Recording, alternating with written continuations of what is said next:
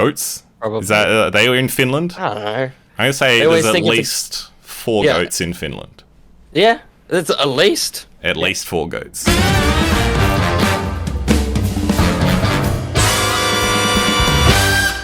Hello everyone and welcome back to the Edo Comic Cast for September of 2022. We're back. We're not together. No. We're the least together we've been in the past year, probably. Sure. Other than Will and Josh. I mean, we've all been together in the same room at separate times at some point in the past year. We've all been together in the same room in the past year. Yeah. But this is the furthest apart we've been. Yes. It is. We got back to where I started. We haven't done one of these for a long time. Yeah. Yeah, normally I can look at one of you. You still can. Often it's Will. Yeah. Oh, that is looking the right way. I did it right the first time. Amazing. Will's the only one that's got to actually work out which one. But he's good at that. That's Just why he's real life. Yeah. Sure. That's why he's the professional. Yeah. We are back for another month of comics. Not strong comics. I was going to segue the strong, but it didn't really work. Harley and Ivy probably work out. Yeah. Yeah. They definitely work out. They've got abs. Work out. They got yeah, totally. Yeah. Well, anyway, as I just mentioned, we are doing a Harley Quinn and Poison Ivy comic based off the TV show Harley Quinn that is on HBO Max and not really anywhere in Australia.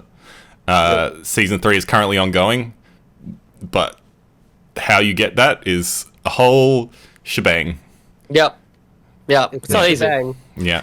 Love a good shebang. That's what this comic's called, isn't it? The Eat Shebang Tour? Yeah, the shebang. Yeah. So this comic's full name is Harley Quinn, the animated series. There's 2 colons there already. Yep. The Eat, full stop, bang, exclamation mark, kill, full stop, tour. Correct. Yeah. That's the full name of it. Came out last year. There are 6 issues in total. I think it finished off earlier this year. Yep.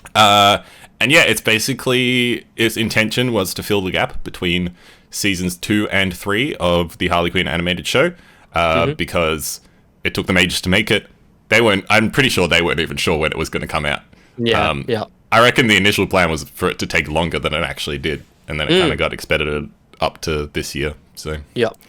So was it literally because the show was taking a while? Or was Basically, it just we're just going to write a little bridging story for funsies? I'm pretty sure that's why.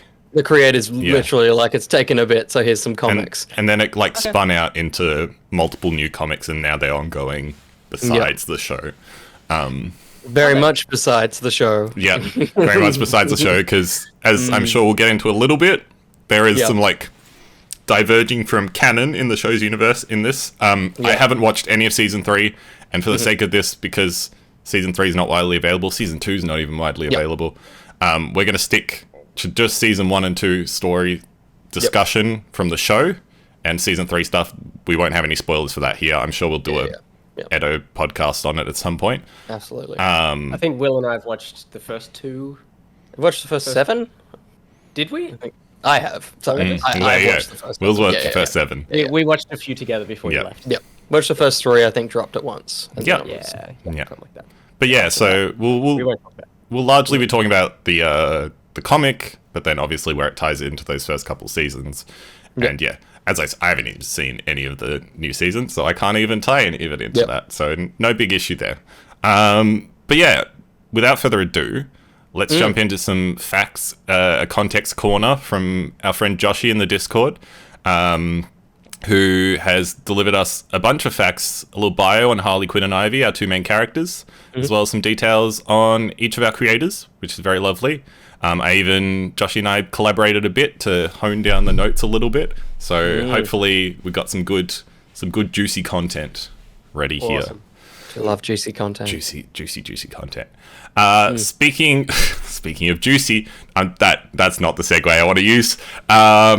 Harley Quinn is a character that exists within the DC universe. Some might call her juicy, others may not. It is up to you to decide.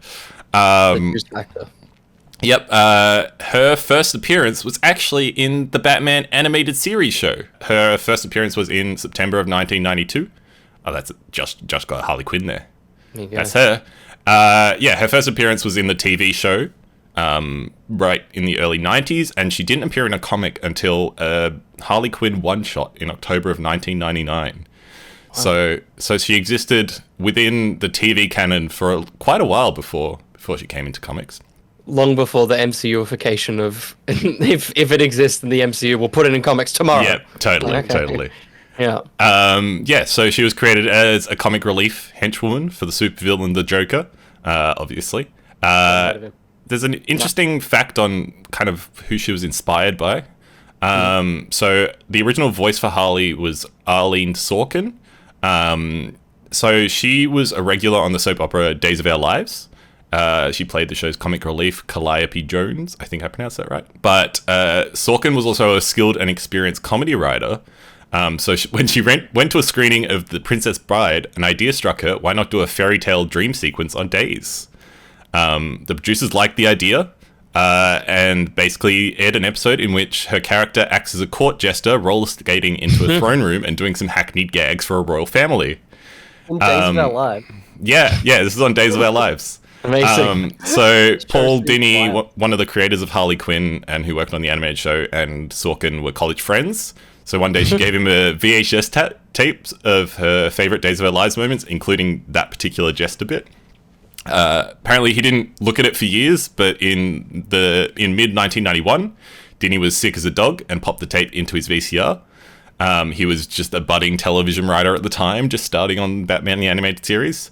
He'd been struggling to come up with a female character to use as a one-off to kind of, in an episode about the Joker, Batman's arch nemesis. And obviously the tape caused inspiration, which led to the character of Harley Quinn, which is wild. That is a wild origin for Harley Quinn. Was based on a character from Days of Our Lives. Yeah. That's nuts. That's so funny. Yeah, totally. I watched that episode. Yeah, I don't know what it's called, but I'm sure you could ask Joshy, and he would deliver you the goods.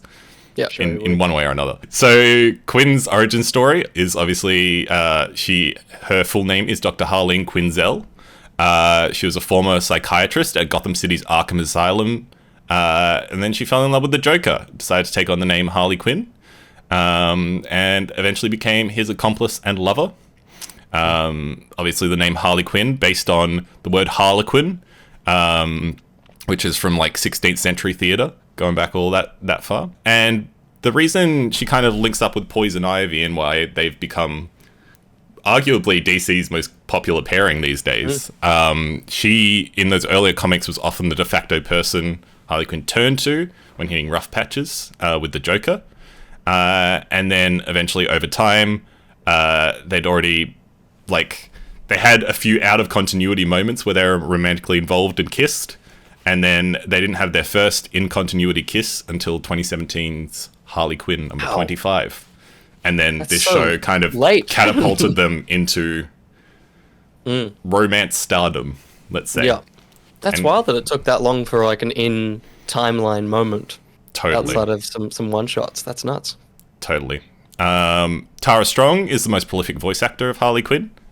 You'll know her from the Arkham games, Multiversus, also just a lot of other things. Yeah, wild two picks. We've got a primarily gaming audience. That's fair. DC superhero girls as well. But yeah, most animated Harley Quinn content you will find Tara Strong is the voice of, except for the animated show, where Haley Cuoco of Big Bang Theory fame is the voice of Harley Quinn.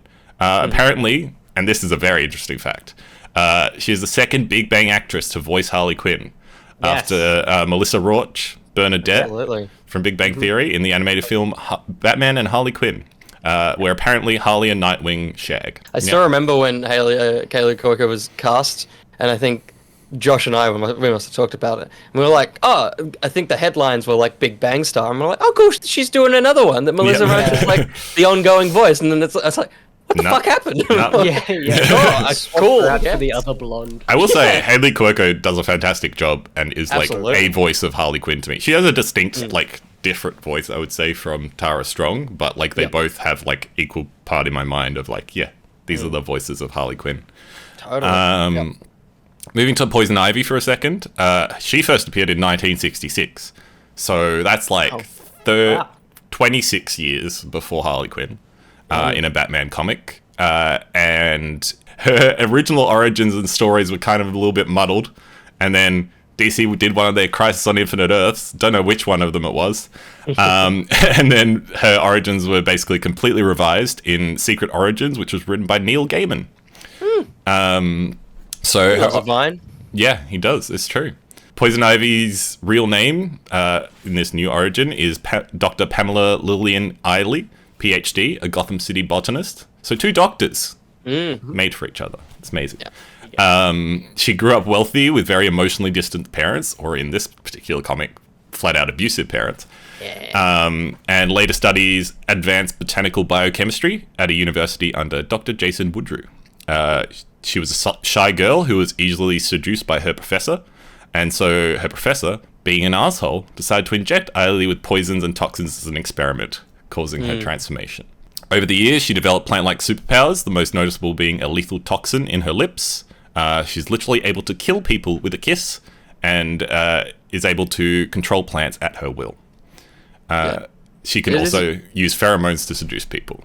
So. It's nuts that those elements are like in canon, but I'm sure people like made fun of them when it happened in Batman and Robin. Totally. They're like, it's so corny, and it's like, that's just what she does. That's literally her power set. Yeah. Yeah.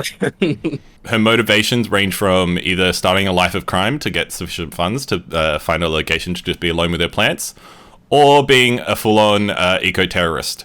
So, you know, two ends of the spectrum. I tend to like the eco-terrorist ones a bit more because I feel like, at least in more modern DC media, she tends to have like quite rigid, good like background storytelling that makes her motivations make a lot of sense. And you're like, you're kind of right. Yeah, totally. For sure. And then just a quick note, because Catwoman also appears in this and is a big player in the Harley Quinn animated show. They first teamed together as a trio in Gotham Girls, which is an American Flash animated web television series focusing on several of the female characters of Gotham City in like the early 2000s, which was created and produced jointly by Warner Bros. Animation, obviously owning the license, and Noodle Soup Productions, which is a fantastic name for a production company. Yeah. Fun. Yeah. It's wild how much like of the, and it's the same with Marvel, how much the intrinsic things about these characters that like when I think about them has always been the thing is always in the last 10 years. Yeah, like totally. that's when they've been revisioned to be very modern and a lot more interesting as well. Is usually when the cool stuff about the character has come about. Absolutely. Absolutely. Yeah, as I said, Harley and Poison Ivy weren't really a thing till like the last, not even 10 years, the last like 5 or 6 years. So yeah. And wild. Now it's a very core part of the characters, which is cool. But yeah, that's kind of like an overview of Harley Quinn and Poison Ivy. I'm sure we'll chat about them a bunch more. Nice. I do have some facts on Harley Quinn's hyenas, which we might get into if we start talking about the hyenas. But for now, we're going to have a little talk about the writer, T. Franklin, who has a very interesting background. And there's a lot of cool stuff she's talked about. Both her and the artist for these issues, who is Max Sarin. Both of them have come together and done quite a few interviews about the series. So there's some good like tidbits about their thoughts on the series and like the representation in it and all those things. So I'm just going to rattle through stuff, and please stop me when you feel necessary or whatever. But yeah, so this is starting off with a bio from T's website, because that is the most comprehensive description of the stuff she's done. So she is a black, queer, disabled, autistic, award-winning, best-selling comic writer, TV writer, and public speaker from New Jersey. Wow. Interesting fact, she's also a sex worker, which we'll get to in a little bit. So she lives a myriad Totally. I don't think I've ever heard that many commas in a person's like profession before. Yeah, No. totally. That seems like almost the joke that you go to for an Academy Award-winning film. Yeah, totally. Is like, oh, it's about all of these things. All the just things. Yeah. That's wonderful. Yeah. All right. But so she's got a lot of lived experience. In 2018, kind of starting off her comic career. She was working on them for a little bit before then.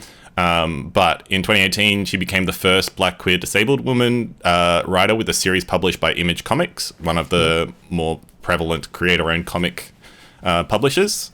for her best-selling queer romance graphic novella, Bingo Love, which is currently on its third printing. Yep. She's also the first black woman to write the DC Comics well-known characters Harley Quinn and Poison Ivy from the GLAAD-nominated and best-selling series that we are currently covering. But yeah, she's also helped develop a brand new Spider persona for Marvel Comics. Sun Spider, aka Charlotte Weber, is a disabled spider person with, I'm going to pronounce this wrong, Ehlers-Danlos syndrome that will debut in Edge of Spider-Verse #4 out this month. I feel like I've seen an image of this character. Yeah. It's been going around a bit. Yeah. A bunch of the new Spider people came out. I think I remember her for sure. Yep, there's a new Spider-Verse event going on. So Sun Spider, created by T. Franklin. She's also had stories appear in New York Times best-selling and Eisner Award-winning graphic novel Love is Love, as well as award-winning anthologies Elements Fire and Femme Magnifique. Love an Eisner Award. Yep, absolutely. Love it. So good. Name drop. Absolutely. Her goals are to change the ugly and harmful narrative the media has created about disabled people. She wants to show that you can create works of art without offending disabled people. And she's proven if given accommodations and accessibility, disabled people can accomplish anything. There's so much talent that lies within disabled people. All you need to do is open your mind and see us as more than our disabilities, which is very cool. She's also a domestic violence survivor and mum of 4 adult children. When she's not writing or tweeting, Franklin is watching anime, Asian horror movies, or reliving the joy from rewatching the Justice League and Justice League Unlimited shows, especially the episodes featuring Vixen, who features prominently in these comics. Ooh, yeah. I believe she has a tattoo of Vixen's necklace. Cool. Which is very cool. And currently, she's writing on an unannounced television project, a creator-owned series, Harley Comics, Marvel and Archie Comics. And then, since writing this particular Harley Quinn series, they've also written Harley Quinn, the animated series Legion of Bats, which is a new series kind of stemming off of this. Yeah, cool. And then there was a one-off called Harley Quinn, the animated series, The Real Sidekicks of New Gotham. So she's still, as I said, they're still spinning off these comics into a wider thing besides the animated series. It's curious to see how much of it will stay within the show's canon and how much they're going to play around with that. But I think I would even be happy if these kind of spun off into their own things and worked outside of that. Yeah.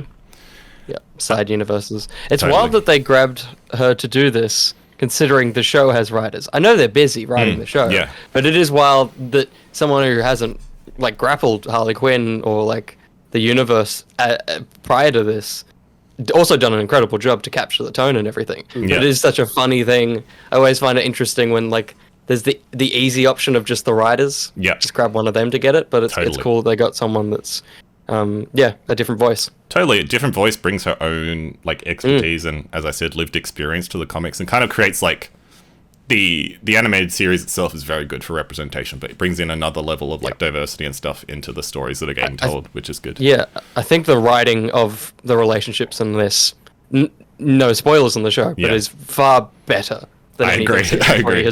And the prior seasons as well. It's a far better written comic than what they're doing currently on the show. So that's my one thing on season 3. Yeah, totally. This comic does what the show is trying to do far and beyond better. Yeah, totally. Yeah.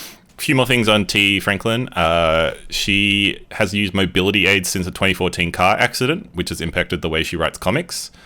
Which means that she makes sure that sidewalks, when they're populated within her comics, they have a lot of disabled people on them, and because she says she doesn't ever recall seeing them in other comics, so she wants to make sure that in ones she create, there's a lot of disabled people there to remedy that inclusion and normalize actually having disabled people on sidewalks. Because when you go outside, plenty of disabled people walking on sidewalks and stuff. So she also mentioned that during the writing process for Harley Quinn, she was having to lie down for more than 90% of her day, including while writing the scripts for them, and was in and out of hospital almost every month of the writing process. Jeez. So, phenomenal job. Yeah. Good on her. Through that. In terms of where she drew inspiration from for these comics, she watched Thelma and Louise for the first time, with these comics very heavily inspired by Thelma and Louise. But anyway, back when the show first came out, she was like, I'm not interested because it's just a white women running from the police. And she was like, I'm a black woman. I wouldn't be able to do that. I'm not interested in writing that kind of story, which is fair enough. Yeah. And then she watched Thelma and Louise and drew from that, like the experiences within that movie, and decided, you know what, I'm going to do it. I'm going to work with the relationship and the love and the hurt, particularly more so than the running from the police aspect of things. Yeah. And then the other interesting thing she said on that is that while Harley is not directly referred to as autistic, she's almost certain that the girl is neurodivergent. She's all over the place. She really feels like she has ADHD. So she was said, as someone who is autistic, it was really cool to write someone who at least she sees as neurodivergent into the comic, and awesome. Again, put those lived experiences into it. For Harley as a character, what she wants to see for her going forward is just mainly that she's in a happy and a healthy relationship with whoever she's with. She doesn't care if it's like with Ivy or whatever. She just wants to kind of get her away from those early origins of Joker and what was an abusive relationship, because obviously as a survivor of domestic violence, she looks at that and is like, that's not good. So she's like, as long as she's with someone who doesn't make her feel subpar and less than human, that's what is most important. So yeah, awesome. Yeah, it's also just good to get that away from popular media, and it just allows our generation to stop romanticizing all of that as well. Totally. Because obviously when it was the Suicide Squad era, god damn it, the internet was stupid. Oh god, yeah. And the artist, Max Sarin, goes by the pronouns they, them. They're a Finnish comics artist, and their biggest project to date was Boom Studios' Eisner Award-winning comic series called Giant Days. Yeah. I hope they're a Finnish artist, because it's stuck. It'd suck if they just stopped. But never did. This is a good joke. Yeah, thank you. Discord doesn't give me the applause, but I'm sure the listeners. Oh, they were actually silent applause. So. Oh, okay. That's even better. Yeah, a little golf clap. Fuck Eisners. Fuck the Eisners. But another Eisner Award-winning creator, so that's a good thing. I don't know. I feel like by the end of this year, if we get through, if there's one podcast, if there's not a podcast where someone doesn't win it, I don't know how legitimate the Eisners are. Yeah, it just seems like they're giving them away now. Yeah. You think so? You think so? Yeah. All right, I'm going to go to Eisner themselves and say, Will doesn't agree with you. You got to slow your roll. Maybe the comics we're choosing are maybe we're just, looking at good comics. Yeah. Choose the best. Go back and find out if any Eisner Award winners wrote Falcon and the Winter Soldier. If any of them got one, that's when we're in trouble. That's true. Because that's a pretty fine comic. That didn't deserve any Eisners. Yeah, I was going to say, that's the worst comic we've done. That wasn't a bad comic. It was just a pretty average comic. So it was like a Disney Plus show. Yeah. It was exactly Weird what that was. But yeah, Max Sarin, they won an Eisner Award for Giant Days, which is Boom Studios' property. Joshy shouts it out as a great comic. It's a slice of life comic that ran for 4 years, starting in 2015, following the lives of 3 very different young women who are friends navigating the transitional period of college, balancing classes, work, friendships, and of course romance. Sounds full cake. Totally. Sounds a slice. Sounds pretty basic off the top, but Joshy had a big paragraph about how it's a very good comic and people should check it out. So if you're interested in that, it's called Giant Days. Sarin has continued to collaborate with John Allison, who they worked on for Giant Days, with the spin-off detective miniseries Wicked Things, which is a great name, and does cover art for Steeple, which is a Dark Horse and web-published series, where a trainee priest and an acolyte of the local Church of Satan must combat the supernatural forces in a coastal parish and avert the rapture. Man, I love reading just, random comics descriptions out of these bios, and just being like, that is a fantastic idea. Wonder what that looks like. And then this was both Max and T's first superhero comic. They had never done any superhero comics before this, which is probably a first for these comic casts. I think all of the creators previously have had a lot of experience doing them. They do a lot of they go way back, a decade at least. Totally. They're putting Wolverine pictures in boxes. Yeah, totally. Joshy sent me, there's this wonderful interview with both T and Max about these comics. It's called Be Gay, Do Shenanigans, an interview with T. Franklin, Max Sarin about Harley Quinn, Eat Gang, Kill Tour. It is on comicwatch.com. So if you want to go look at that, you can Google it. I will post a link in the Discord as well. But They kind of elaborated on this being the first superhero comic for both of them. And T said, it's extremely different, but I love it. I like that I'm playing with someone else's toys. Kind of with Bingo Love, I can do whatever I want to. They're my characters, but with DC, it's their house, and I'm respecting the rules of their home. Just like how others respected my home with Bingo Love, which is very cool. And their toys. And their toys. Respect their toys. Respect their toys. Yeah.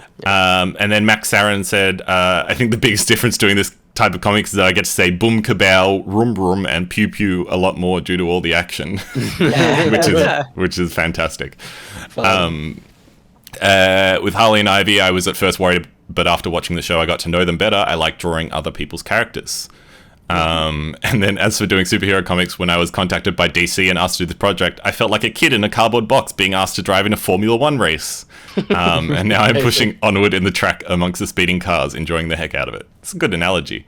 Yeah, and it's a very Finnish analogy because there are a lot of Finnish F1 drivers as an F1 fan. There's almost always at least like 2 or 3 on the grid at any one time, which is wild for a tiny little country like Finland.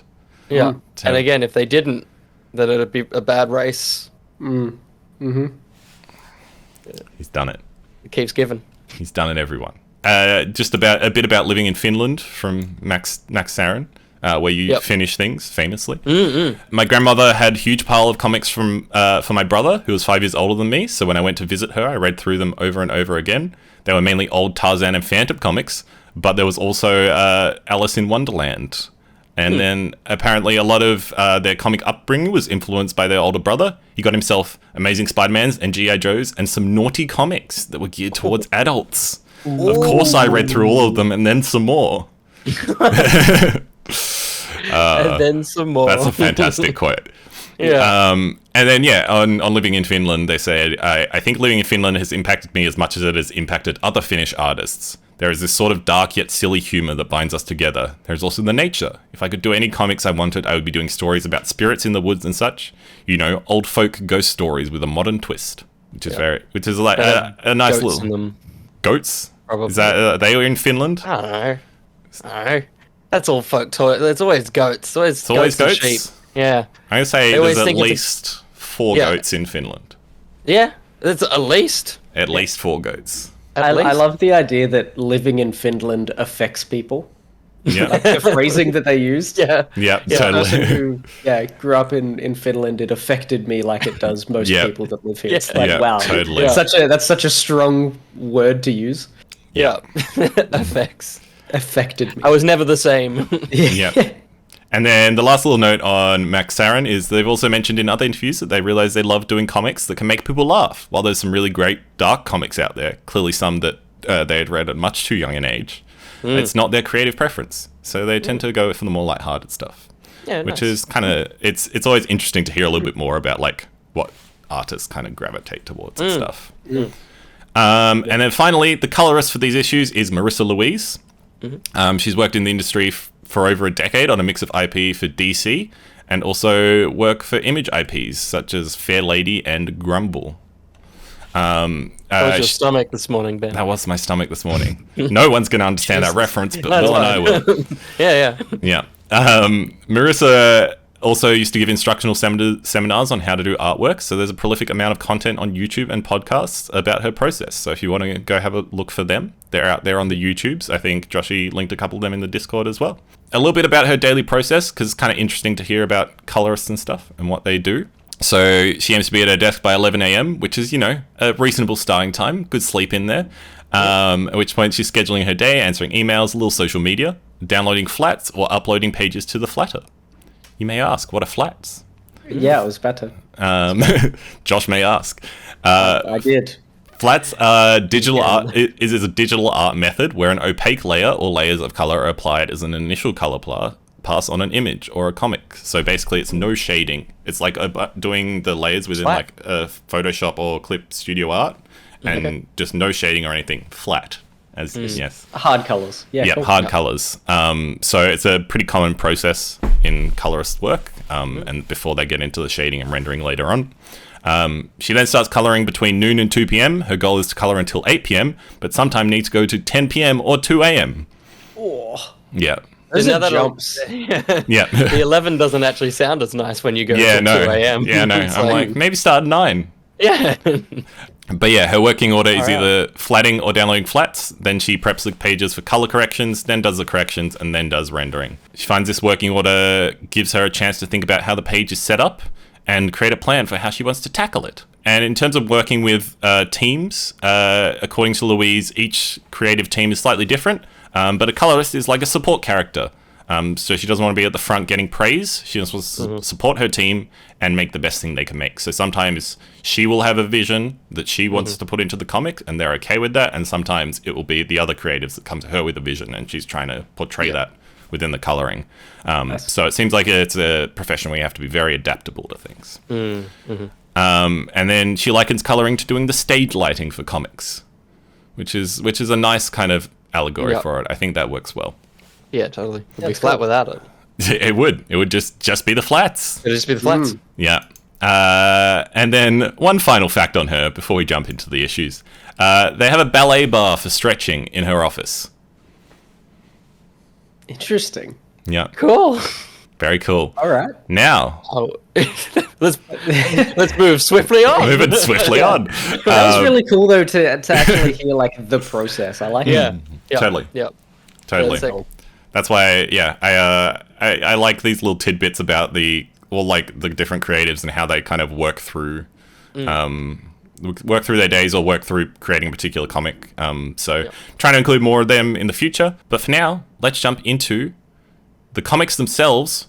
Josh, I believe you're going to do a little plot summary. I found it, guys. I found the plot. Didn't Amazing. lose it this time. I found it. Again, as Ben mentioned before as well to us, Will, feel free to jump in if I miss anything. It's just a big old overview. So as we mentioned before, this comic series picks up from the end of season 2 of Harley Quinn, the animated series. Poison Ivy was about to marry Kite Man, but after he found out she cheated on him with Harley, he left her at the altar, and there was a giant fight or something, and Ivy was killed, I think, by the Joker. Yes. Yeah? Yeah, when did Ivy die? They kept mentioning that in I- these comics. I don't remember that happening. Yeah, because she grows huge, doesn't she?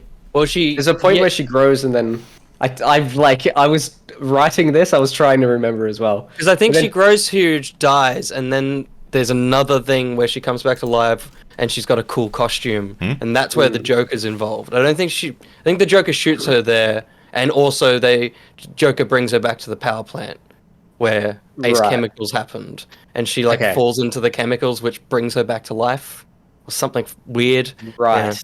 Yeah. Season 2 is a fucking blur. It's been a Season while. 1's like Yeah. well structured, but season 2 was weird, man. Totally. It's been a while since I've watched season 2 as well. So I feel like For sure. you're totally right. I remember way more of season 1 than I do of season 2. But anyway, Josh. And it was also like 2 years ago. It Yeah. was. Thank God for these comics. They really, we know what's going on Filled the now. gap. So, Yep. so helpful. But she was resurrected, and Harley and Ivy ran away together in the just married car because the whole wedding thing was still all happening. Yep. And that's pretty much where it picks up, straight from there. The big old basic ideas of the whole comic is Harley wants to take Ivy on a sort of honeymoon holiday that she didn't get to go on, and just make her happy, just be happy together. Yeah. Meanwhile, Ivy is having an emotional breakdown due to childhood trauma that we sort of alluded to earlier, that has arisen from her kind of hurting people throughout the animated series, especially through her actions of cheating on Kite Man with Harley. Harley can always tell that something is wrong, but Ivy pretty badly hides it from her and tries to distract her with sex.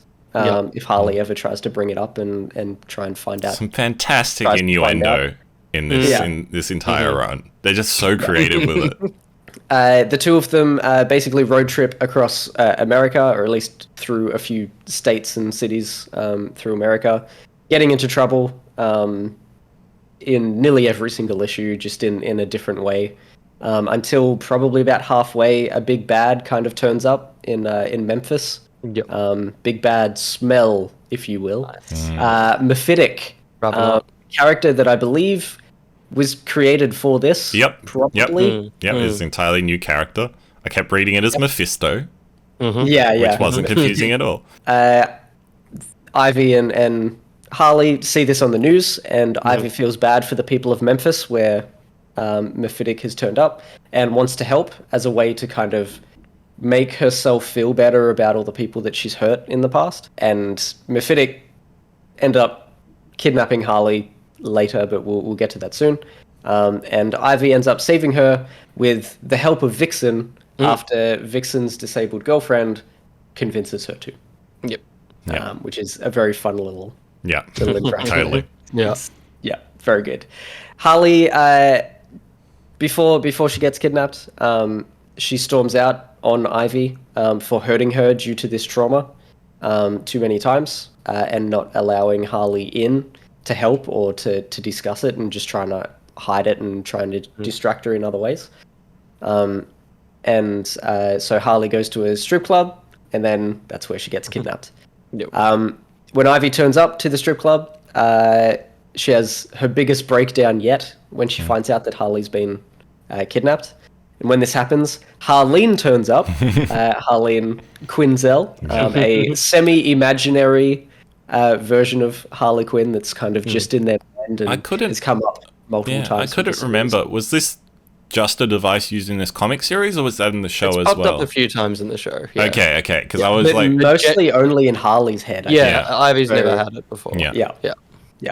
That's where she's like, what the hell are you doing here? Yeah. And Harleen's like, I don't know, this is your brain. Like, you brought me here. Yeah. Harleen helps her confront her childhood trauma, allowing her to be in a better mindset to go and save Harley, which is when she goes and gets help from Vixen and all that sort of stuff. Yeah.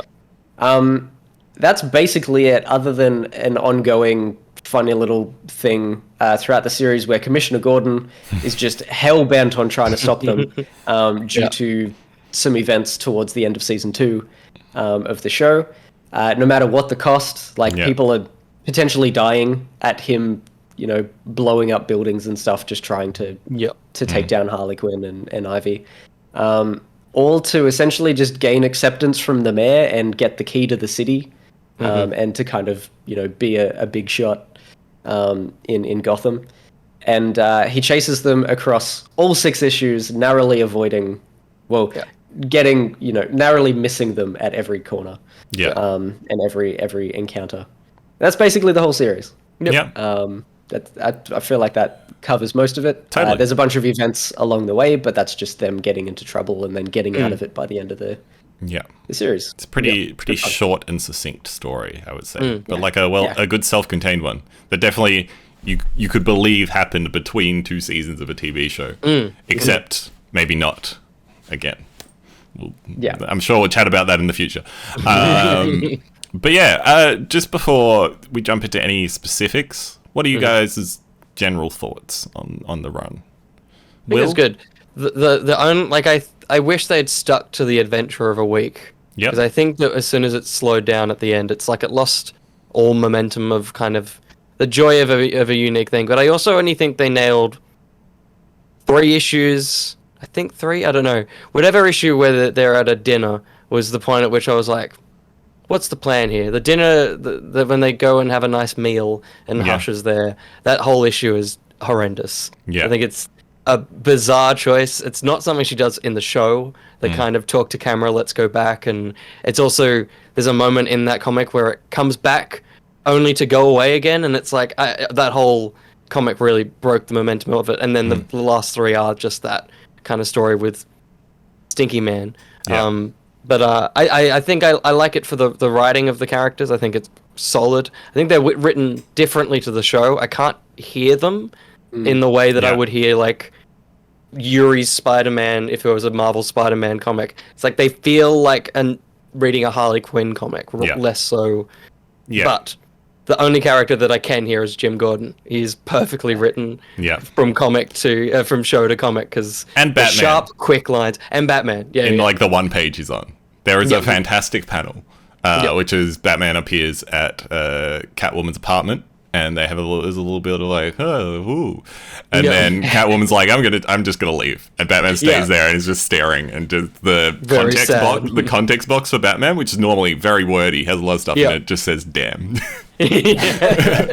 Yeah. That's the Batman from the animated series. Totally. Every other character is nailed, and not in a bad way, but they feel better written than they are in the show, which kind of removes them a little bit from how they are tonally in Harley Quinn. Because everything is so thin in that show that it's wild to see characters well written in this comic. It's almost to the point where when King Shark and Clayface appear at the end, I'm like, I don't feel like you needed to be here. This is a different story. No. And I very much felt like they was trying to tie it all into that, but it was like, that's kind of weird.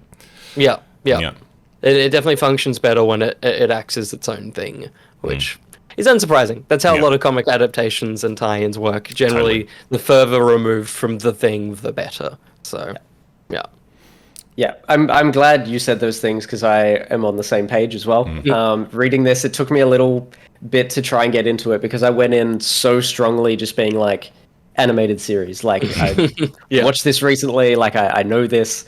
And it took me a little bit to settle in because I'm like, I can't get there. Maybe it's just my brain isn't just like settling into the voices or something. But, I think without the, reading at your own pace, the timing of jokes potentially doesn't work like the show does. And so things like that, like the tone of some of the dialogue doesn't quite line up exactly with the show, but overall the comic is a pretty fun comic. There's some good little bits, there's some good small references and stuff back to the show. Frankie Muniz from bit of very that. Good. So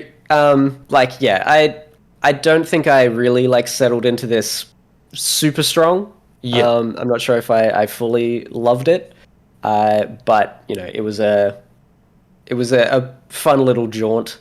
Of a read. And I think, I read it before the show had kicked off as well, so I was reading it in its intended slot.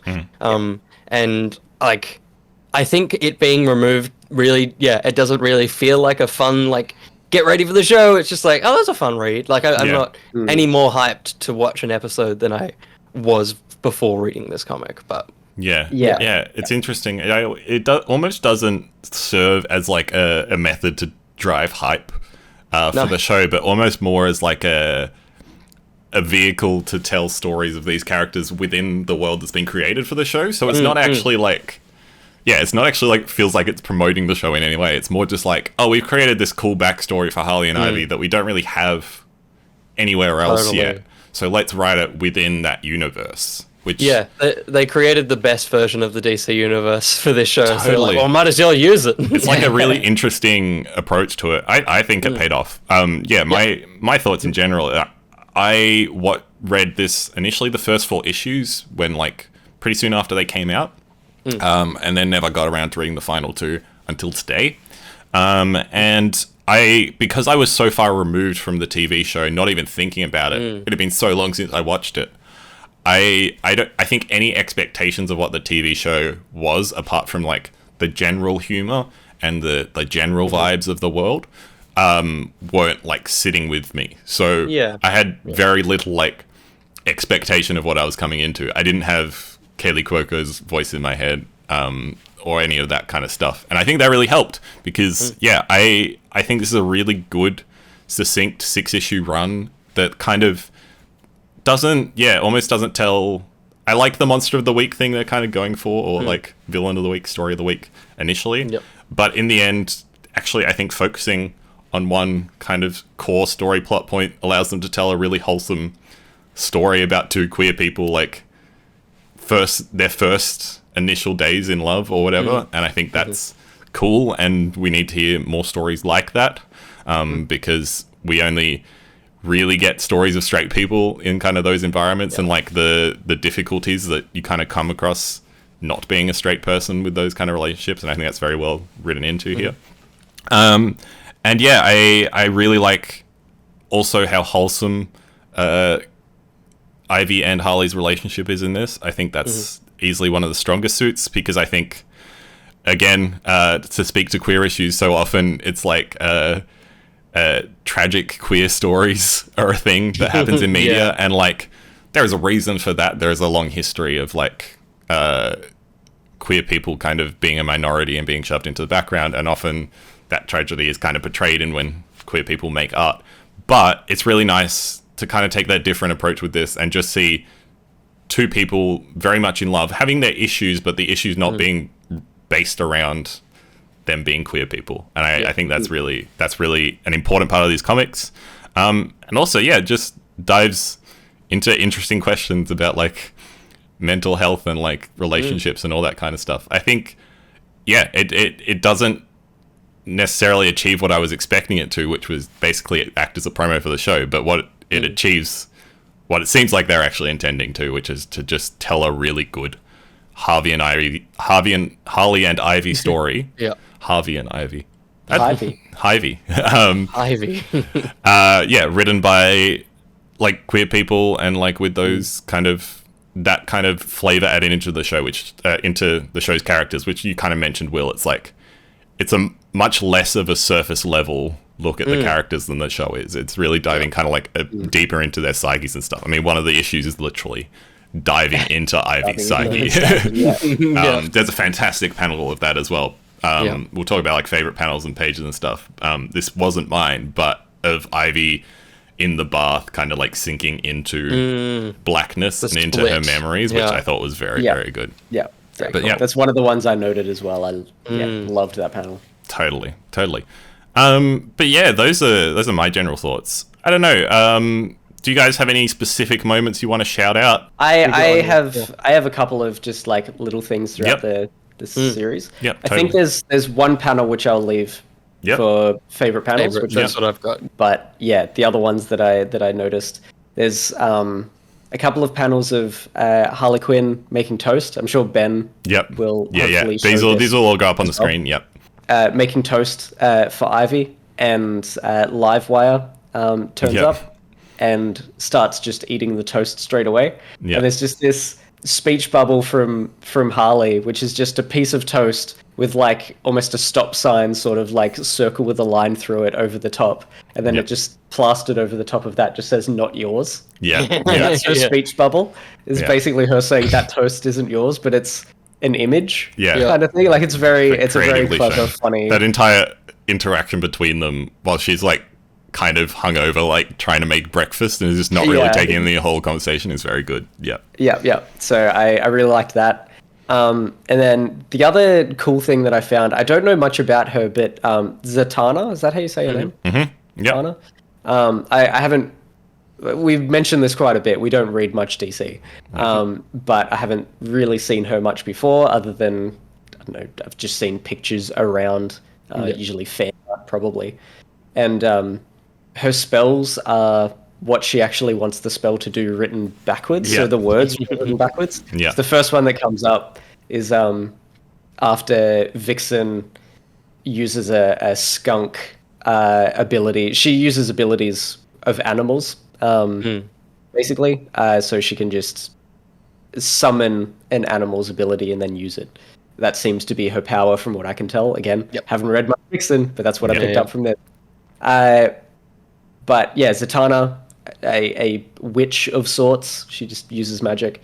Says remove skunk aroma from air, but every word is in reverse. And it looks, when you first look at it, it just looks like gibberish. It looks like it could be gibberish, but when you look a little closer, you can read it backwards. And there's a couple of places where she does things like that.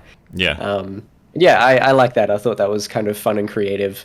And I feel like they may have specifically chosen words that do look like real words backwards. They look like good gibberish words, because they could have chosen other ones that don't reverse very nicely. But these ones did, and you can actually say the word quite easily backwards. Yeah, absolutely.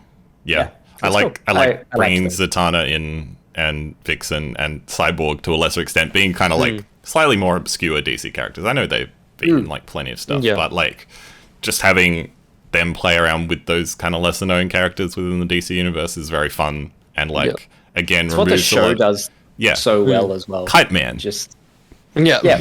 Batman, Calendar Man gets a reference in this as well. Totally. It just removes a lot of our expectations for who those characters are. Like, we don't have pre-existing thoughts going into it as much. Totally. The only time I'd seen Zatanna in anything was, like, the first Injustice game, I think. That's probably where I've mostly seen her before, for sure. Yeah. She's in a bunch of Young Justice. Yeah. Which is my protocol, but... Yeah. My only, like, the cool thing in the comic is and both times I've read through it, it trips me up. There's a bit in, like, I think issue 3 or 4, where Harley and Ivy go into a diner full of the rich dudes and just basically mutilate them. And it's more intense than I think anything the show's ever done. Both times I was like, is this like the villain? And then it cuts to them laughing. I'm like, the fuck just happened? Like, this is darker than you've ever been. Yeah. And I think the panels are like bleeding squares as well and stuff, and there's just blood coming in their eyes and nose, and it's very it's messed graphic. up. Yeah. It's intense, but that's not the thing that gets me every time. Harley, both of them have got like makeup on, and they have the same thing in the diner, and Ivy doesn't look like Ivy. Harley still looks like Harley, but Ivy's also got an extra wig on, and it fucks me up. But the biggest thing is the makeup they've done, art that they've done, paints her eyebrows really sharp. And both times, it's taken me a sec to realize who it is, and then it's taken me a sec to remember why I think it looks like someone. And this might not pop up on here, but Lake Bell, who plays her, has these really intense dark lines. There you go. So I think they've kind of made her look like her in her human form. Interesting.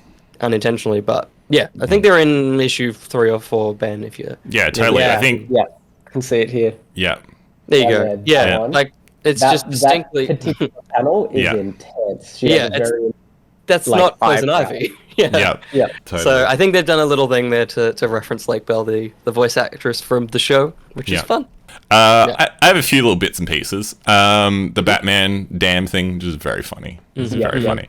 I was reading physical comics. I got all these in little physicals, which is very fun. But the great thing about physical comics, like single issues, is you get ads in them.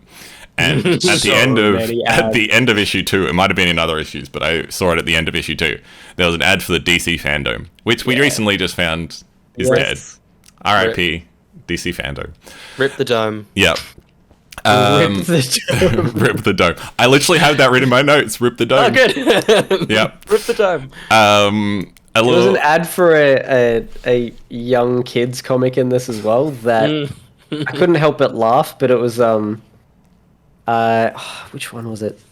While Josh finds that out, I'm gonna do a quick one. A little Easter egg for Will. At the end of issue 1, when they're talking about the next issue, they say next time, blah blah blah. Next time, Pussycat Galore, which is a reference to the James Bond character, Pussy Galore. Yeah. In issue 3, where Harley and Ivy go to a diner and get all dressed up and go out on their first date. Shout out to Harley's outfit for one, fantastic outfit, and also Poison Ivy's got like plants in her hairs and like little like Venus flytraps that actually come out at one point, but they like look all like made up and stuff for the date, which is very cool.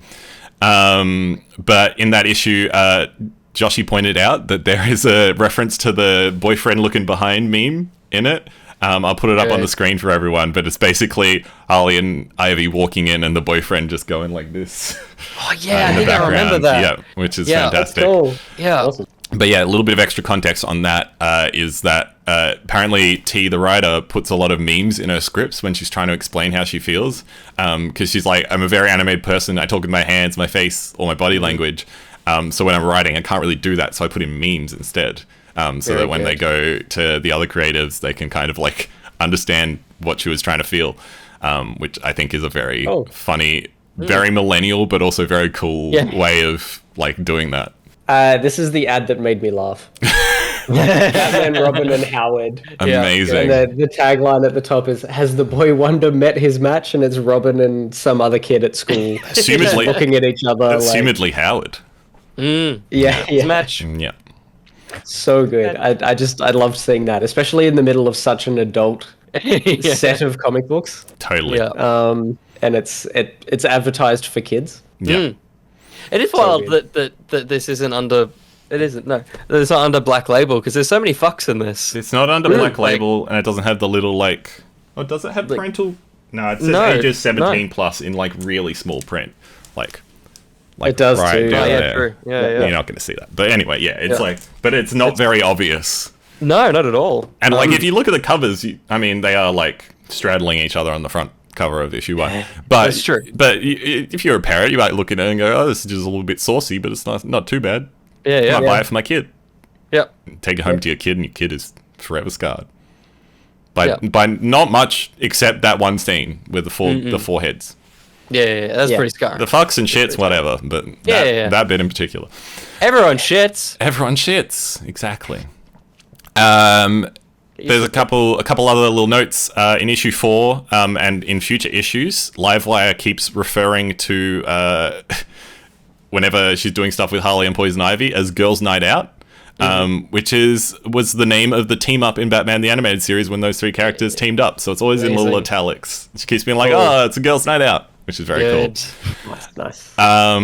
And in issue 6, Peaches leaves Ivy in front of a building whose facade spells out love in ASL. I'll put it up on the screen for everyone, but it's very cool. And then my final little note is kind of carries out through the last few issues with Mephitic, is he's got a little notepad. I really like his little notepad where he's taking notes on all the characters he's trying to like destroy. Yeah, good. Good. Yeah. Also, can I just ask? I don't know. Maybe I'm like way off with this, but is he a vagina? Probably. I mean, let's all look at our own comics. issue 5 specifically, kind of. Pretty vaginal. Yeah, I can see that. There's definitely a little bit of probably symbolism going on there. Yeah. Yeah. Yeah. All right. Just Yeah, wanted to yeah, check. Fair. Would you say that's You should your? always check. You should always check. Would you say that's your favorite cover, Josh? That one's not my favorite. No, Okay. no, Oh, wow. I'm not gonna jump to that one. Are we there? We're there. We're good. Doing 'cause our I have favorite mine. covers, our favorite panels, our favorite issues, and then we'll read all yours once. Yeah, Yours nice. ones. Yours once. So I think my favorite cover would probably be issue 3. It's just Hell yeah, very that's mine cute too. and wholesome. Yeah, Yeah. reference to Yeah. Lady and the Tramp. yeah. Yeah. Is that yours as well, Will? I got a variant to talk Okay. about. Okay. Cool. but- Cool. Ah, But nice. yeah, but Amazing. of the main covers, absolutely Yeah. that one. The rest Yeah. of them are a bit gross. Like they're a bit too cluttered. Yeah, That's yeah, the I only agree. one that feels designed. All the rest of them are just like, and issue 2 as well is quite nice. But all the other ones, like, how much stuff can we put on that cover? I would say it was a toss-up for me between issue 1 Yeah. and 3 because 1 is also quite clean. But yeah, I Yeah, agree. it just looks really nice. I think the lighting in it is really nice as Yeah. well. Like the lighting bouncing off Yeah. the flowers and their faces. It's Totally. it's lit really well. Everything about it is just Yeah. very nice and sweet. Plus, it's a reference to Lady and Tramp. Yeah. Yeah, Lady and the Tramp. Lovely. yeah, it's very cute. My favorite Variant, Will. My favorite variant was from issue 1 had 15 different variants. Yeah, it did. But my favorite one comes from Natalie Sanders, who's done a whole line of these variants, and I adore them. They're all like aimed to be like Vanity Fair, cosmopolitan kind of front covers to magazines. So she's done it for like a bunch of different heroes and villains and stuff. And I just like this one, which Ben, you'll track down. Yeah. Yeah. Just all of these, Yep. and this one's a clean variant, but she's done a lot of them which have all the text and all the font you would find Yep. on a magazine, and Yep. they're just gorgeous. Well, Oh. amazing. It's interesting you mentioned that. One of our viewers, I'll tell you who they are in a little bit, also had that one, and they have the full Yeah, one good. with the text as well. Yeah, in there, sick. so it is Nice. out there.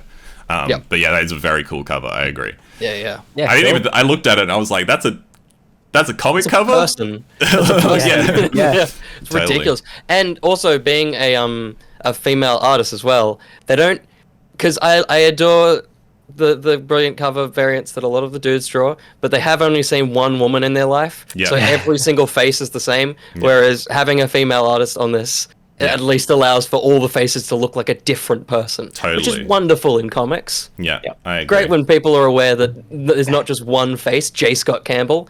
Yeah. I don't know which person I'm looking at. Is that MJ, Gwen, Black Cat? I've got no fucking clue. They all look the same. We're just out here never- coming for J. Scott Campbell. That's right. I'm coming for you. Yeah. I'll buy the variant still, but I'm coming for you. Yeah.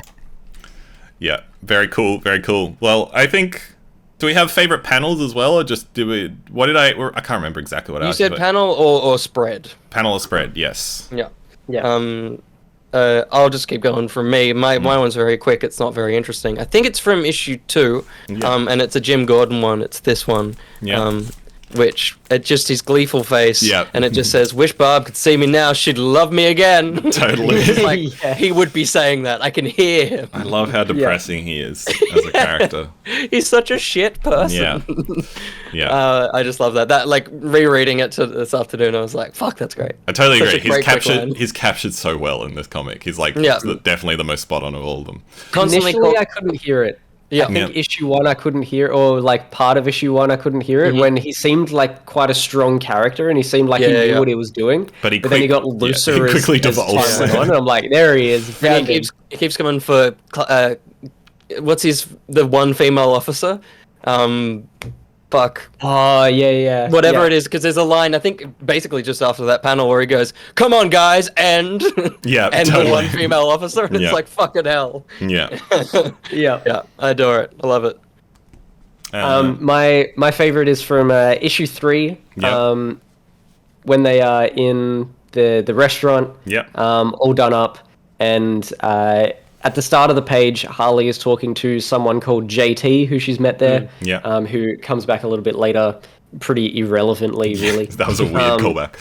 Yeah, but there's a panel where she gets thrown by Hush across the room, and they literally smash through a panel, and there's like pieces of the panel on the floor. And stuff like that. It's a very cool thing. And I was talking to someone yesterday who literally said, I don't know anyone else who reads comics. What do you love about comics over just reading like a book or just watching TV? And I'm like, the artists are so creative, especially in paneling. I think we've talked about this a little ran bit. them through a bunch. Talked about this a little bit before on the Comic Cast, but my favorite, the art that sticks out to me in comics is when the artists really like play with the panels the most. I think it's like there's plethora of like beautiful art, incredibly well drawn, but it's always when they do something creative with the panels that it really like makes me remember it. I keep thinking about the Suicide Squad Bad Blood one where it was like the action created that swirl. Fuck, amazing. Yeah, stuff like that. So cool. Love that sort of thing. So that one stood out to me probably first. I think out of most of the panels throughout the series, and then the other ones were backups that I mentioned before. Totally. Yeah. I mean, really cool. Yeah, I could have picked some of the other ones that I mentioned earlier because they're probably like funnier / better panels overall. But for the sake of loving Nightwing and for the sake of Coastal and a few other people in our Discord, it had to be the Nightwing page. The butt. Go delightful butt. Yeah. Amazing. It'll go up the the panel later. An issue or two later. The butt panel. That one. The butt. Yeah, and then they bring it up, and then they keep talking about the butt. Yep. It was funny, when they brought it up, I hadn't really taken notice. Yeah. And they brought it up, and I'm like, how much do they show his butt? And I just looked back through the rest of the panels of that page, and every single page has his butt just so round, and like it's got a shine on it. Totally. Yep, so funny. That's Nightwing. Yeah, it's great. It's very funny, really, and it's also just like I loved like the layout of that page and just him being his own little gym and stuff. I think it's a very funny little side note in the comic. It is funny in that page as well, because I think as soon as he gets a call or something, he has a mask on. Yeah. But every other panel, he doesn't have a mask on at all. But as soon as he's like gets a message from Batman or whatever, he has his little eye mask on, and that's still with like no pants on or anything. But yeah, you don't see him put it on or anything. It's like, when did that happen? What? Why? Totally great. Yeah. And lastly, for all of us, favorite issue. Is it 5? The one where they go in a mind. The one where going in Ivy's mind. Yeah, that's very good. I think that's 5. It feels like I love the other ones and I like how fun they are, but it's the one that feels like it has the most coherent idea from start to end. The other ones just feel a little bit of a mess. There's always a nice bit of messaging through it, but it's the one that really feels like it had a purpose of being there, which was delightful. And visually could be our favorite panels from start to finish for a lot of it. Absolutely. Yeah, for sure. And it brings Frank in, which is just lovely. It does bring Frank in. Yeah. Frank is the best character. He's very well written here as well. Yeah. You could also read him in the voice. Yeah, oh, absolutely. He's one for sure. He's one of the few voices I actually remember from the show because it's been so long. But I like actively read those panels and I was like, that's him. You got You can hear him. Yeah, totally. So I could use a blunt after that fight. Yeah. Stuff like that. Yeah. Yeah. I think 5 would probably be it for me as well. It's just it's very strong written. I think it tackles the themes in the best way and the strongest themes as well. Like it goes really deep Totally. in those sorts of ways. And yeah, I think it hits. It's sort of it is basically the climax of their fight as well as of the conflict between Harley and Ivy. It kind of hits the worst where Harley yells at her and leaves and is like, I just want the best for you, but you're not letting me in, and this is getting too hard for me. Is that the one? Is that the same issue with not Tigra? What's her name? Vixen. Vixen and her partners like talk with Ivy and like when they're in the wardrobe and stuff, or like I think when they're that's in the issue house? 6. Yeah, next issue. Okay. Next issue. Well, for the sake of it, I kind of agree with you on 5, but I also want to shout out issue 6 because I think that entire interaction, which is a good chunk of that comic, is very good. I think the resolution leaves a bit wanting, but if we're gonna, for the sake of difference, I'll say 6. Yeah, fair. And this is an anti-spoiler, but the epitome of them not quite connecting is I hate that this wasn't a setup for how Ivy would dress for season 3 because that outfit is fucking sick. It's a very good outfit. There's so many. There's a few very good outfits. It's when both of their outfits when they're in the restaurant, and then Harley's outfit when she goes to the strip club is very good. Yep. And then when Ivy shows up at the end is also fantastic. And the Vixen's costume, I guess, is maybe it's inspired by the original comics because it's fucking dorky. The one at shit. the end? Yeah. Yeah, no, that's 100% a call out to the original comics. Good, so good. yeah. Cool. Yeah. In your defense as well, Ben, adding the interaction with in issue 6 with Vixen and the girlfriend. Yeah. Those 2 issues are the most like Yeah. They're like consistent. They're basically the same story. The other ones are like story to story to story. Yeah. Whereas these are the most like coherently together, pieced together pieces. And I think that's like a testament very to well where the run gets to its best, where it's when it kind of like focuses in and hones in on the relationship side of things. Whereas early on, it's very much like a wham bam, eat bang kill kind of thing. Tour, indeed. Yeah. It's not much of a tour. They only go to Denver. No. Denver or Memphis, one of the two. One of the two. Yeah, cool. Well, that's our favorite issues, panels, covers. We're going to do that more again in the future because it's a good little like context round out to our thoughts on the comics. But I did ask people in the Edo Discord, which you can get to by joining patreon.com/each to their own, and jumping into the Discord and sharing your thoughts. I asked everyone in there what their favorite covers, issues, panels were, and I also gave them a few more guidelines this time. I said, how many characters did I say? This is 200 words. I think it was characters. I think you word capped it. Yeah, I said 200 words or less. They can give us their reviews in. It's mainly to curb Joshy's long reviews, which were always very well written. But I was like, we need to roll it. Yeah, I wonder how this is going to go. Has he sterilized his words? He hasn't. Is it going to be crisp? not? It's condensed. It's condensed. You ready? Yeah. All right, It's got to be intense. So starting off with Joshy, I've lost my words. So that really, it's a great start. Fascinating, frivolous fun. The Eat Bang Kill tour rocket blasts along, pingballing off locations and characters, outpacing Gordon, devoid of a real narrative destination. Satisfied exploring the mental nuances of the lead duo, Ivy fares better than Harley. Harley's internal, psychiatrically trained Dr. Quinzel manifested in their mind's eye.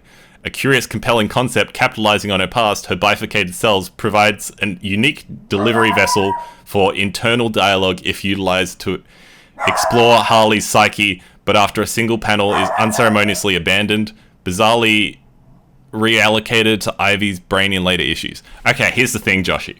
I'm gonna be honest. You've outdone yourself here. Like you've gone too hard. because I read all that, and I think I did a decent job reading all that. You did. Yeah, I did not understand the words I was reading. No, not at all. It may be partly because Atticus was barking in the background. Yeah. But also, that was a very long sentence. I'm looking at this now. That is a 1, 2, 3.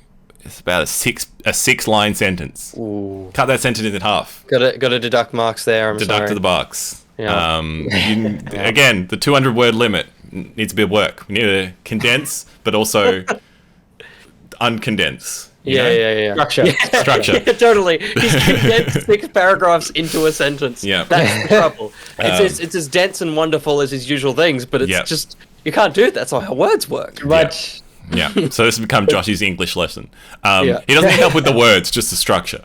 Yeah. We need help with your words. Yeah.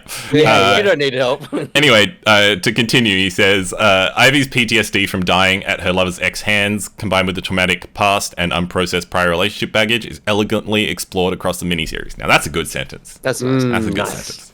Comparatively, Harley's inner exploration felt sidelined after the first 4 issues. The art oozes seductive charisma, captivating and selling the streamlined plot. Max Sarin's experience crafting cartoonish but emotive, deeply relatable people in Boom's giant days transfers well to Harley's adventures. Facial expressions clearly emoting everything from come hither to come hither in quotation marks, which is good, Nice. to intense sadness perfectly. A diverse, accepting world saturated with both cartoonish antics and deep loving dynamics across a roster of engaging characters, occasionally struggling to keep both lead journeys equally central to the plot. I rate the HQEBKT, that's a good, we should abbreviate it like that. That's better, yeah. 1 out of 1 Frankie Muniz posters. Oh, he took it. He Nice. took it. He took it. I will agree though, the facial expressions in this are so good. We didn't mention it, but man, some of them were so strong. It was great. Really, really, really, really well drawn and conveyed. Absolutely. You brought it back in the second half, Joshy. The rest of that was good. It was just that first very long sentence. Now we need a 200-word limit on the explanation of that really long sentence that you had in the Discord for next time. Thank you. His favorite issue, he's tried to sneak in a few extra words here. I'm going to give him a couple extra, but I'm not going to read the full thing he wrote. And to be fair, he was like, I know I've gone over. Just take what you want. So his favorite issue was issue number 2. He says, the comedic high point of the series is Vixen's excreted skunk emissions, but my favorite is issue number 2. Requiring the least understanding of larger continuity details, this issue has the clearest structure. The comedy is on point, from Ivy joking about being able to snack on the place the jerky is held anytime. Oh yes, the boob jerky joke. It was a good joke. The reactions of both Harley and their hyenas pitch perfect to the comedic bit at Selena's that the hyena's a vegetarian. Max Sarad's artwork is both emotive and detailed. I also love the way T. Franklin writes the solidarity between the 3 women. Something present throughout the series, but most on display here. Yeah, I think that's a nice description of, probably, I would say, outside of that final arc, probably the other strongest issue 2. Yeah. It was probably like, if they didn't wrap up so strong, I would have said probably that was my favorite as well. So that's a good little wrap up on issue number 2. Favorite cover is issue number 4, which is Vixen and Ivy on the front cover. And it is basically, he says, the lighting of Vixen's skin, which is coming off her like magical cat apparition or whatever. Plus just having a cat there equals perfection. So did he actually like the cover, or did he just want to write perfection? Probably just wanted to write perfection. I think so. It's a good cover. It'll be up on the screen for people. And the favorite panel is Harley punching a cop. The cop stuck his tooth out, and he says it's a real act of molardarity. Yeah, again, does he really like these things? Or Exactly. Is it just what comes first? He's just chucking the puns in. Dump Days. Dump Days. Didn't get a chance to read this one, sadly. He said, I did look at the covers, though, and my favorite is the cover for number 3. The Lady and the Tramp homage is just delightful. Doesn't have an extra note here, though. Quoting my bogan workmate Stu, who's a little too horny and creepy for his own good, and saw this over my shoulder. That's hot. Is that She-Hulk and Harley Quinn? Good. That's so cool that Jen Walters has hit the public zeitgeist already. Yeah. Green people are She-Hulk now. Yeah, that's very funny. How exciting. That's so funny. She-Hulk and Harley Quinn. Yeah. Yeah. Dolphin Pants. Dolphin Pants. Harley Quinn is my favorite character in all of comics. So I'm all over the animated series, and I've already read these comics a handful of times. How many is a handful? Cool. Handful, like 4? At least 10. At least 10? Well, I guess it's one hand, isn't it? Yeah, Yeah, at least 5. yeah. The art style of these issues really suits the tone well. The comics really represent the series well. These comics are great because they add depth to a character we already love without feeling vital to that character. 3 times? I assume 3? Yeah. About 3 times. Yeah. In a hand. That's true, yeah. I guess we can test it. We have the physical comics. So, focusing on Ivy's personal trauma was a great choice on the creator's part. I fucking love these characters. I'm the most biased person to give a genuine review of this miniseries just due to how much I love this series. I'm already beyond hyped at the upcoming one-shot, The Real Sidekicks of New Gotham, which by the time this comic cast comes out, has already come out. August 30, apparently, as well as the Season 3 sequel series, Legion of Bats. Don't Google it, guys. Has Season 3 spoilers in the synopsis. Coming in October. I believe that's I'm not going to say it, because I've read the synopsis, and it is... It is Season 3 spoilers. Anyway, if you're a fan of the show or Harley or Ivy in general, these issues are well worth the read. And that is why I'm giving the Harley Quinn the animated series the .bang!kill.tour 5 more fantastic seasons of Harley Quinn before Warner fucking cancels it out of 5. Fucking damn it. That's 2 in a row of stolen my lines. Oh my god, that's amazing. Fantastic. He says, issue 3 is my favorite out of the 6 due to added tush wing, butt wing, as I delightfully pointed out earlier. Is that the only reason you chose issue 3? Just because of Nightwing's butt? I mean, it's stole from pants. I really wouldn't put it past him. Yeah. And then he says, Ben, how do you expect me to pick one favorite cover? I have 4. They're all variants. You get 4. I'm sorry, you put me in front of 13 Harley Quinn covers and asked me to pick my favorite. Impossible. Well, you didn't pick one, so we're not going to show it. Nah. They're in the Discord if you want to go have a look, but we're not going to show it, because I asked you specifically. Stick to the rules. Remarkably, Joshy stuck to the rules harder than you. Yeah. Remarkably. He's such a backhanded backhanded compliment. Yeah. That Joshy stepped on grass that aren't supposed to be stepped on. Watch out. Here comes Joshy 20. I will say they are nice. They are the nice colours you gave us, but you're not going to see them, so it's fine. Nah. And then favorite panel is in classic horny dolphin pants fashion, the one where they've just taken Ivy's wedding dress off and they're hanging out on the bed doing some things. But it is a nice, very nice panel of them like early in their relationship having a cute moment. It's a whole page. It'll go up on the screen for you, but I think we all know the one that is being talked about. And Milk Please, who I don't know if we've had a Milk Please comment. I don't think so. No. At least not in a little while. He said, just finished... Fresh milk indeed. Just finished reading, here's my review. Just finished now? Because that's interesting. That's wild you got it to me this quickly. Wow. As someone who's not a huge DC head, but has really grown to love the Batverse, and especially this interpretation of Harley from the show, it's a real great in-between seasons comic run. Love the transition of the show's art to the page, and the character growth throughout as well as the obvious exploration of Harley and Ivy's relationship, from friends to lovers. And of course, I just really like seeing more King Shark, even in background references. He's in like one panel. Maybe one page, to be generous. My favorite. And I will say his he's perfectly written. As much as we were ragging on Hagrid, it's just I can hear him saying, "Oh, you're gonna be telling him at some point that like it's perfectly." Totally. His constant questioning of people is well executed. Yeah, it's a shame. I feel like you couldn't pick up on the character that he is with being Clayface. Yeah, because usually Clayface has terrible teeth. Yeah. And that's the tell every single time is he's just got these huge, awful yellow teeth. Yeah. And I feel like they didn't do that in this. No, they had to flat out say it, which kind of ruined the reveal a little bit. Yeah. A little bit. To finish off Milk Please's comments, he says, my favorite issue has to be 3 purely because I love the way it tells the story by jumping around. So the opposite of Will. And I just really love seeing someone like Hush in a fine dining setting because a bit of trouble, you know. Causing a bit of trouble, you know. But also because a bit of trouble, you know. Yes, he's just a little bit of trouble. Favorite cover has to be the Natalie Sanders NYCC issue 1 cover, because I'm just in love with her style and the way she gets materials to look the way they do, in very much the same way I love Alex Ross's work. It's the one we mentioned earlier. It's the Vanity Fair cover, but this one does have all the text on it. If you go into the Discord, will you be able to find the one with all the text on it? Yeah. What does it say? It says, thigh highs and high heels, the modern femme fatale.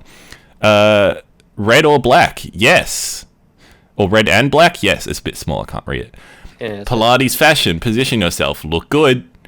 The Eat Bang Kill Tour. Summer vibe. Let's make it a bit bigger. Beat the heat and stay cool. Diamonds are a girl's best friend. That's all that it says. Those are all the little text boxes. Yeah, thank you. And then my favorite panel is one of Hush and Harley Quinn at the diner. It says, really love the expressions in this, and I'm managing to make Hush look like an ass with all that mummification going on. Because his eyes and his mouth just poke out a little bit asshole-ish enough to make it look, make him look very menacing and also just like a douchebag. And I have to shout out the Hush bit as well, because he does say, what does he say? He's talking about, he comes in and he's like, oh, I'm using Bruce Wayne's dating tips. To get all the women or something. It's derogatory, but it's very, it's written very funnily. And Milk Please out here giving us an actual score says, and if I had to give it a score, I'd give it a very solid 6 out of 10. Bit brutal, but you know. Yeah. At least he gave us a real score, though. He gave us a real score, which none of us have ever achieved. No. Yeah. Never achieved. And then finally, we have one final viewer comment, which is Dion. And he says, I read the 1 and a bit issues. It's fine. I haven't watched the series, and I'm not really a fan of Harley Quinn. I give it 1.5 out of 4 finished issues. There was 6, but cool. And then he said... I guess he only read 4 of them. No, he read 1.5 out of 4. Out of 4. And then he says, Ben, don't feel like you have to read mine out. I'm going to. He did it. I always will. I'll stitch you up. Calling you out, man. Yeah.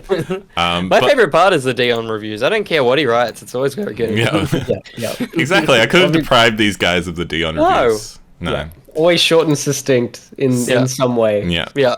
That was an interesting word you got there. It was succinct, and it was like a mix of... I said it wrong. I was really hoping you guys would let that go. No, but it was a mix of distinct and succinct, and I think it made a nice word. Yeah, and as a smelly boy. Distinct. Distinct.